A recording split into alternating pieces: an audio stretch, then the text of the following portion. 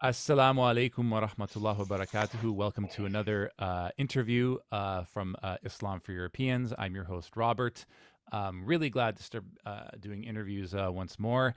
And with me today, I have a very special guest. We have Hasan Labuschagne from South Africa. He is an Afrikaaner convert to Islam, and we're really happy to have him on here today. Assalamu alaikum, Hasan. How are you doing? Alaikum salam wa rahmatullahi wa barakatuh. I'm doing very well, thank you. Alhamdulillah.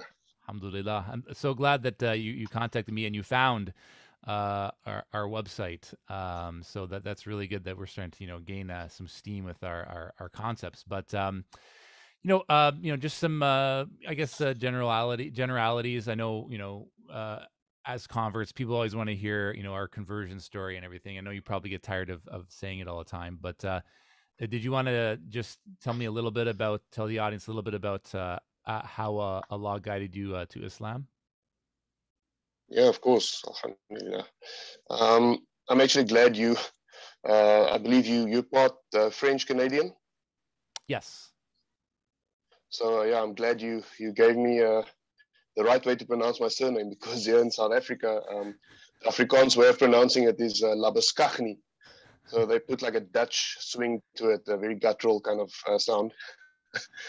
So yeah, it makes me feel a bit more fancy. But in any case, I embraced Islam in 2013. So I'm going on 10 years as a Muslim, alhamdulillah.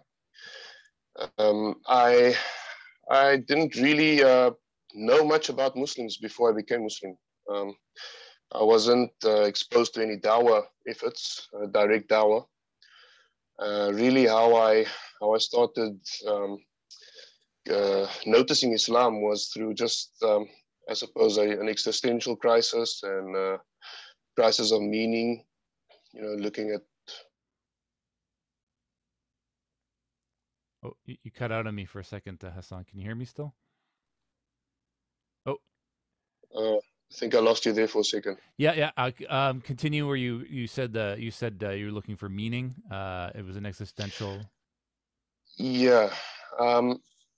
So there's actually two sides to the story, or two elements to it. The one is just me looking at different religions throughout my undergraduate days at university, and going back to my own tradition, which is like Calvinist Christianity, Dutch Reformed Church, looking at Roman Catholicism, Judaism, and I was exposed to certain political events at the time because I was studying politics at university, and just to keep it short, the way things were going in the world, I realized that it seemed to me people were ganging up on the Muslims for some reason, and there seemed to be an agenda behind it. So, in my opinion, it was kind of like a testament to Islam's veracity, and it made me want to explore Islam more. So that's the one side of it, just reading up about Islam, learning Islam basically from the internet. I didn't take my Shahada immediately. I sort of came to the conclusion that Islam is the truth, and then I kind of left it for 2 years. I just left it to simmer and kind of went on with my life. But another event happened to me when I was in grade 9. A colleague of my mother's is also a convert to Islam. And we had a cultural evening at school. I took Latin as a subject at school, and so we had this event where we had to dress up as people from different parts of the Roman Empire. And I was procrastinating, so the day before I didn't know what to wear, and this colleague of my mother's, he just said, "Why doesn't you wear a thobe?" He gave me like an Arab thobe, white thobe, and he gave me like a Arab shimar, red and white checkered shimar. And so I dressed up, I wore it. We took pictures of it. And I believe that, that man must have made some special dua, that I embrace Islam, because when I became Muslim years later and I went to the mosque and found him there, he just burst out into tears, So, yeah, for me, that's like an indication that he might have made a special dua for me. And so Allah knows best what it really was. But In 2013, like I said, I moved out of the house. I went to stay on campus. And so I thought, this is my opportunity to start, practicing Islam. This is from Allah. Allah wants me to strike out on my own and do the right thing. And I had a friend. Well, at this point, I didn't know him yet, but someone in my history class noticed me sort of, I was always getting into debates with the lecturers about certain things. And I guess you could just tell from my general tone that I'm sort of inclined towards Islam, or I'm sort of going contrary to the dominant narrative, the sort of Western liberal narrative. And so he approached me and asked me, "Do you mind if I ask you something?" He said, "Are you a Christian?" I said, "No, I'm not a Christian." And so he's like a bit surprised. He's like, "Are you a Jew?" It's like, "No, I'm not a Jew." And so he said, "Are you Muslim?" And I just told him, "Not yet." And he just, like, his face lit up because he saw this is his golden opportunity to get the Shahada, And so, that I took my Shahada on the spot. It was a Thursday. And the next day we went to Jumu'ah. And alhamdulillah, from there, the next 10 years is history. That's good. Wow, mashallah, that's amazing. A lot of parallels, from my story as well. It seems like, it both had our stories. I guess our research into Islam both had to be, I guess, kind of independent research studies because, there were probably, as far as I know, no Muslims in your family or community. So, there's nothing you really, not really a group of people that you can latch onto from people that know, especially when you're young. Also, like, it's not really part of our cultures, really. I mean, if for example, the African American Muslim community, it's deeply embedded in African American culture. Islam is like a part of their culture. But for us, it's kind of, you kind of just have to research it on your own, and it has to, the appeal has to come from, the power and the the doctrines of Islam itself. Like, what are we doing here? Like you said, an existential crisis. And that, spurs on. And then, but once you actually, reach out and talk to a Muslim, just any Muslim, it's almost like you're drawn to it like a magnet. And then you become older and you move out on your own, and then you're able to, reach those avenues. But I wanted to ask you, what is the general, what was the general opinion about Islam within the, white South African or Afrikaner community? And also, the other communities in South Africa, the indigenous Black populations, the Xhosa, the Zulu.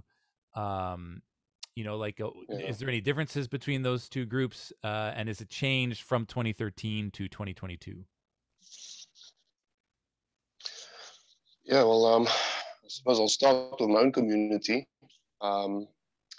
Generally, Afrikaners are deeply religious people. So there's kind of a lot of parallels, I suppose, between Afrikaners and I guess sort of rural American white communities. Maybe they're like in the Midwest, the Bible Belt kind of thing. And I'm not trying to be, derogatory or condescending to either of those communities, but there are some similarities. So deeply religious, and things are changing. There is a trend towards. I suppose there's always been a secular contingent among them, but the roots of Afrikaner history is in a very staunch adherence to sort of Calvinism. So the Afrikaner community, also because they are in South Africa, we've got a long history that's very racialized. Everything in South Africa is about race. You can't avoid it. And you'll feel it if you come here. You'll become aware of it instantly. That there is a definite, you can feel it in the air. There is racial tensions, and the Afrikaner community has its own racial biases that have been built up over the years. And I'm not so sure anymore whether that's an inherent thing in our culture. Looking at the history, I'm not 100% convinced that the original Afrikaners were white supremacists. But there definitely is a feeling of Islam being a foreign or a non-white religion. And I suppose Americans or white Canadians from certain communities might experience the same kind of sentiment from their family members. You know, it's maybe seen as not appropriate for a white person to become Muslim. So that's, I've encountered that kind of sentiment, and then you'll find a lot of the younger generation, they just don't care, you know. They sort of secularized and whatever, as long as you don't let it interfere in your public life. And then as far as the other communities go, in South Africa, we've, especially in the region where I stay in the Western Cape, the majority of the people are designated as colored. And in South Africa, that's not a derogatory term. It's an identity, you know, it's a cultural identity. And a large part of the colored community's history is Muslim history, South African Muslim history, because they're a mix of, Cape Malay political exile, Malay political exiles from the old Dutch Malay colonies who brought Islam here about 400 years ago. And, the Khoisan free blacks, which were freed slaves from East Africa. So and of course, Europeans. So they're a mixed community. And you'll find in the colored community, a lot of families have, you might meet a Christian colored guy, but his grandmother is Muslim, or he's got Muslim cousins, so you'll find a lot of these sort of hybrid families. So in the colored community, there's never really been a big, there's never really been antagonism towards Islam, really. So they're very open-minded because they've lived with Islam for about 400 years.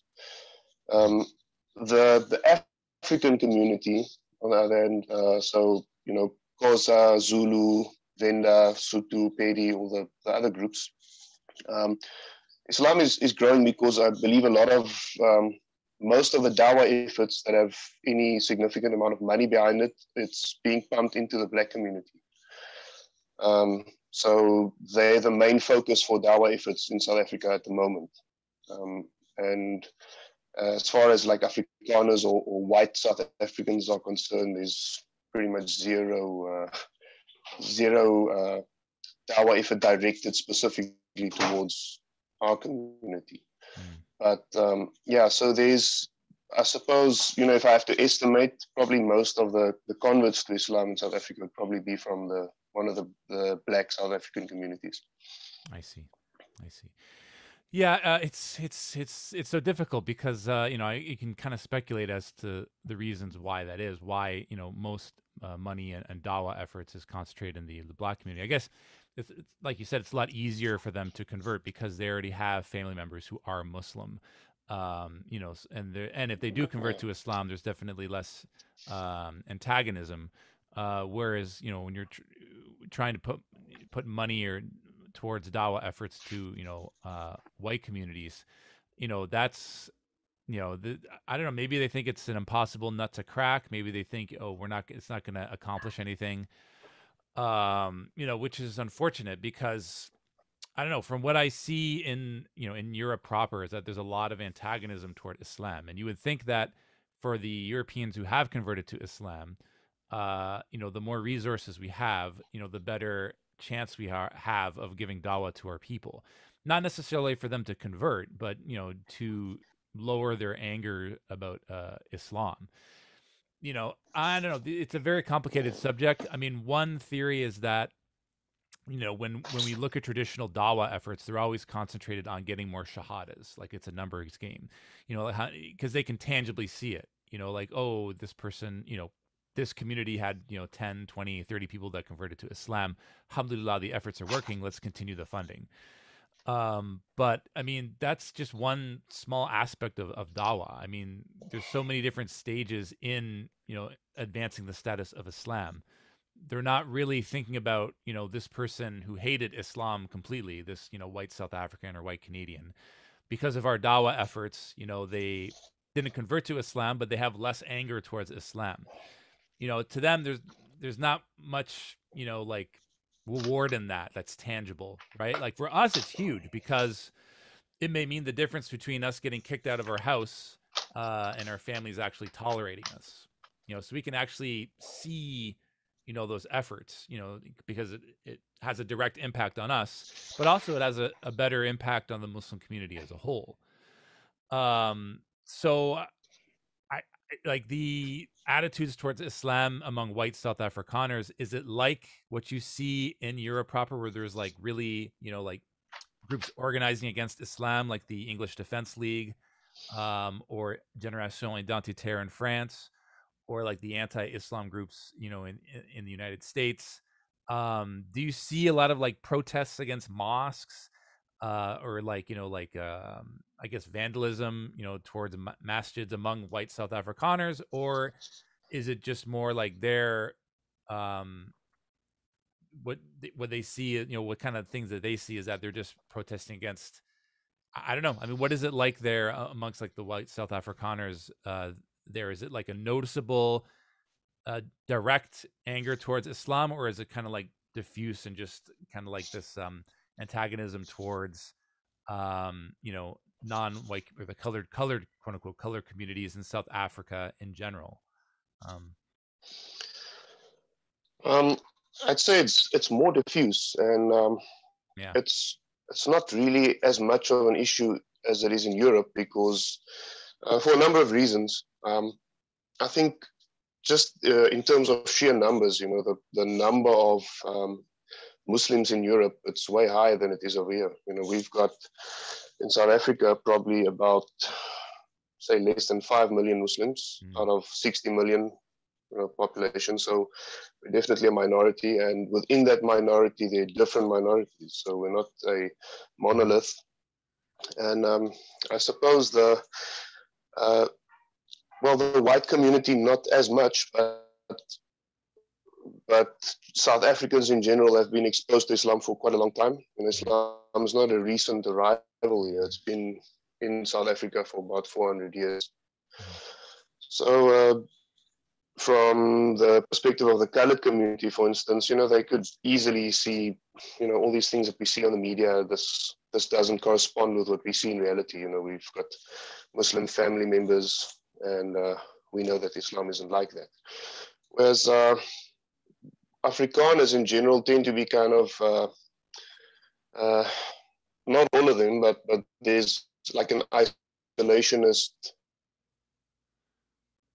Oh, you kind of broke up on me, Hasan. Can you hear me? Can you hear me? I'm having a lot of problem. trouble with the Wi-Fi. No problem. We've got currently in South Africa, we've got these power outages, like Oh no. every couple of hours, and it just messes up your Wi-Fi and everything. You were saying that the Afrikaners tend to be isolationists? That was the last part I heard. Yeah, I'd say that there's a move away from that, over the last 100 years, but there's still some isolationist tendencies in the generality of Afrikaner culture, So generally, the Afrikaner community as a whole sort of just want to be left alone. They're not necessarily that eager to interfere in the business of other communities or even the international community. They kind of just want to be, left alone. So there's not as much animosity that you can see, but there is a growing trend of, the sort of right-wing evangelical Christianity, which is heavily connected with Zionism. So you'll find some Afrikaners sharing videos about what's happening in the UK and like commenting on it, but they know that it's not a real problem in South Africa. It's not something that they can logically explain as being a problem. They'll have to really go out on a limb and sort of try and fabricate stuff to make it look like there's a real problem of tension between Muslims and South Africans. So in terms of Muslims in South Africa, we really can't, we can empathize, but we can't really sympathize, or we can sympathize, but not really empathize with, European brothers in Europe and America, because we don't really know, we haven't experienced that level of hatred and sort of resistance, from the local communities. Mm-hmm. So let's turn on a more positive note. Like when you converted to Islam, you probably what was your experience like with the mosques in your region? What city do you live in, Hasan? I live in Cape Town. Actually, I'm currently staying in Strand, which is like a small town. It's like a suburb of Cape Town. Mm-hmm. So Cape Town is one of the big cities in South Africa, Okay. and it's the oldest city in South Africa as well. Okay. I assume there's a lot of masjids there. Like, what has been your experience with the Muslim community in Cape Town in general? Well, this is where I think I've got a lot in common with you, probably because I've encountered a lot of the same things that you have, in terms of you get the kind of white savior complex from a lot of people, where oh, we've got a white guy, Hmm. and it's like everybody just wants to know you. Like you become like an instant celebrity. Yeah. Even now in my community where I stay now, I meet so many people, and I feel ashamed that I can't remember their names, but they just like remember who I am because I'm the only white guy, Yeah. or like I'm one out of like three white guys who are Muslim here. So yeah, there's an element of that. And we can argue about where it comes from, whether it's like internalized inferiority complex because of colonialism or because of South Africa's past and apartheid. But um, yeah, I've definitely encountered that. But I wouldn't say it's the majority of interactions. The majority of interactions with Muslims here, and the reception is just, mashallah, he became Muslim. Um, some people are just warmer and more receptive than others. Most of the people will just be like, oh, mashallah, he became Muslim, and they'll, leave you to to go off in your own direction. But alhamdulillah, I've been fortunate to meet people that have truly taken me in as a family member. And I think the Western Cape Muslim community, the Cape Malay community, are probably one of the most receptive and most welcoming Muslim communities on the planet. They're very, very tolerant, very accepting of others, very open. And alhamdulillah, I've been fortunate enough to be sort of taken into that community. And I suppose only the last 2 or 3 years, I've really started thinking about how do I reconcile my own home culture with Islam, and how do I rediscover my own culture and my own ideas, my own history with my identity as a Muslim. Mm-hmm. Yeah, I mean that's a difficult thing. I mean, when we take a look at culture, and I know that when I spoke with Ismail Kamdar, he said that like South Africa is very multicultural. For the longest time, it was the South Asian community that was the overwhelming majority of Muslims, and Yeah. the clothing, the food, it all had the fatwas. They all had to from catered to like the South Asian community living in South Africa.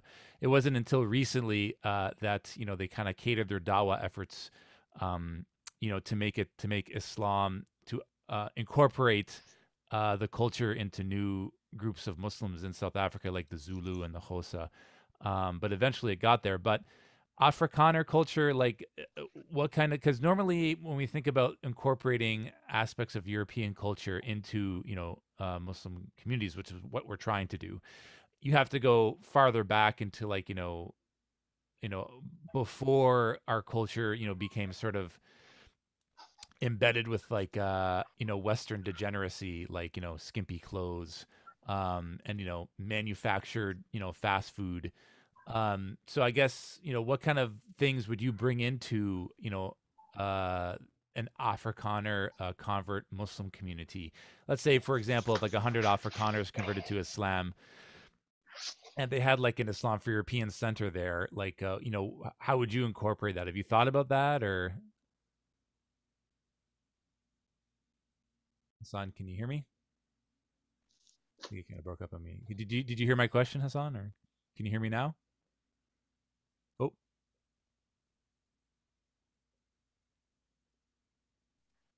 oh, okay, we're back. I'm so, yeah, I'm thinking of just changing my location a bit because it just seems like this doesn't want to stop interrupting us. No problem. I think my Wi-Fi setup where I'm sitting currently is not strong enough. Oh, okay.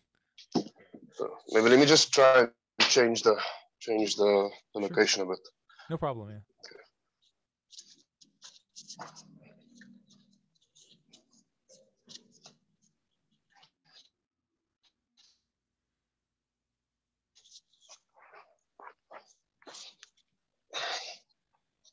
Okay, Better? how's this? Maybe That's this is a bit good. better. That's good. Good, good. Also, Yeah, so my question was, we're trying to incorporate aspects of the culture into,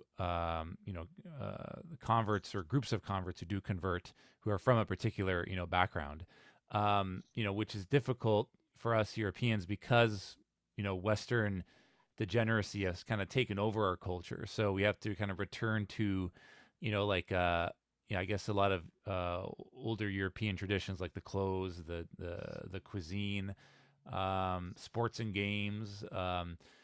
So, like, say for example, if several Afrikaners converted to Islam suddenly, like, how would you incorporate that into the culture, into like this new religion that they're embracing? That's a complicated question.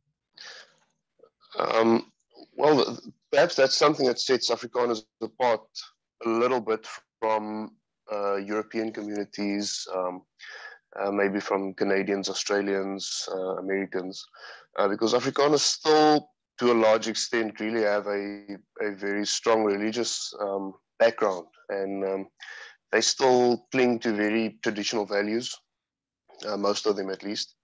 So I suppose bridging the gap might be easier in that respect, but doing away with all of the political baggage and the the racial baggage, that would be the main challenge for me, and also convincing them of Islam's being amenable to Afrikanerdom, or to being an Afrikaner, as opposed to Christianity. So you'd have to basically make your case on just a straight Daw'ah to Christians basis. To Hmm. convince them of the veracity of Islam. But in terms of the values, I believe Afrikaners would very easily be attracted to Islamic values, because they have a more traditional, they've got an affinity to traditional beliefs, and they still have very traditional ideas about family, traditional ideas about gender. And they maintain this in spite of modernization, in spite of, this global monoculture. Most Afrikaners still have a very strong family-oriented culture. So I think the degeneracy, of course, is there, and because we're living in a monoculture, and like this Western, postmodernism and Western liberalism has been spread around the globe. I mean, you find it even in Arab countries now. So that's everywhere. But Afrikaners have maintained some of the good of their past. So Afrikaners have kind of a special case. Hmm. But in terms of going back to something, going back to a time where our values and where our practices were more in line with something that could potentially be seen as acceptable in Islam, um, you still have to sort of roll back a couple of years, or you still have to go back to certain values that Afrikaners have actually abandoned. Hmm. So there's still some challenges, but I Yeah. think it would be easier to do so here than perhaps somewhere in America or in Europe. Hmm. Hmm. Well, it must be very difficult. I mean, you have to deal with, being a white South African convert, and like you said, there's not many of you guys to begin with, Yeah. and the Muslim community is very warm and accepting, and they're very happy to have you, but they kind of want to take on this kind of savior role.